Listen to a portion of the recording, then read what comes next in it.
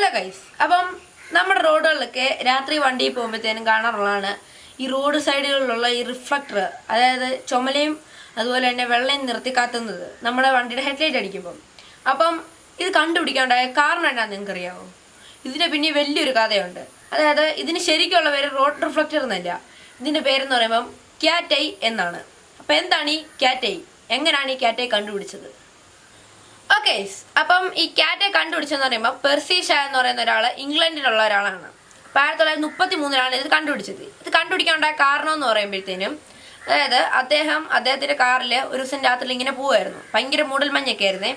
അപ്പോൾ പോകുമ്പോഴത്തേനും എന്നാ മലഞ്ചെരുവിലൂടെ പോകുന്നത്. അപ്പം ആ റോഡ് സൈഡിൽ ഒരു പൂച്ചിരിപ്പുണ്ടായിരുന്നു. അദ്ദേഹത്തിനാണെങ്കിൽ ആ മൂടൽമഞ്ഞ് പറഞ്ഞ ഒരു സാധനം ഒന്നും കാണത്തില്ല അവിടെ ഉള്ളത്.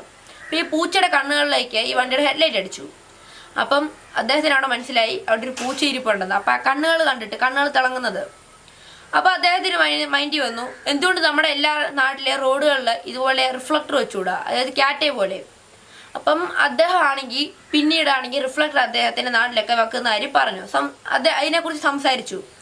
എന്നിട്ട് അദ്ദേഹം അതിനൊരു പേരിട്ടു, ക്യാറ്റെ എന്ന്. അപ്പം നമ്മുടെ നാട്ടിലെ റോഡുകളിൽ കാണുന്ന ആ റിഫ്ലക്ടറിൻ്റെ പേരെന്ന് പറയുമ്പോൾ ക്യാറ്റെ എന്നാണ്.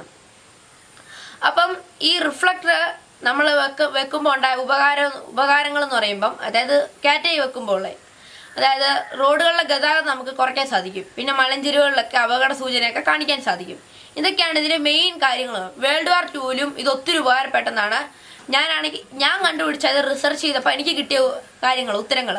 അപ്പോൾ ഇതിനെക്കുറിച്ച് നിങ്ങൾക്ക് എന്തെങ്കിലും അറിയാമെന്നുണ്ടെങ്കിൽ നിങ്ങൾ കമൻറ്റ് ചെയ്യുക. ഓക്കെ, അപ്പം ബൈ ബൈ.